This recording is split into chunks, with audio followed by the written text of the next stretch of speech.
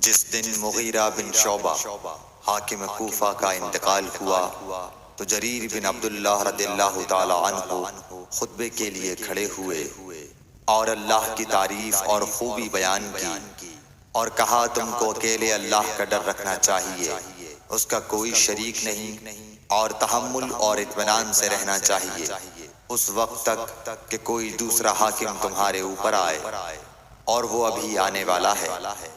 پھر فرمایا کہ اپنے مرنے والے حاکم کے لیے دعائے مغفرت کرو، کیونکہ وہ مغیرہ بھی معافی کو پسند کرتا تھا۔ پھر کہا کہ اس کے بعد تم کو معلوم ہونا چاہیے کہ میں ایک دفعہ حضرت صلی اللہ علیہ وسلم کے پاس آیا اور میں نے عرض کیا کہ میں آپ سے اسلام پر بیعت کرتا ہوں۔ آپ نے مجھ سے ہر مسلمان کی خیر خواہی کے لیے شرط کی، پس میں نے اس شرط پر آپ سے بیعت کر لی۔ بس اس مسجد کے رب کی قسم کہ میں تمہارا خیر خواہ ہوں۔ پھر استغفار کیا اور ممبر سے اتر آئے۔ صحیح بخاری حدیث نمبر 58۔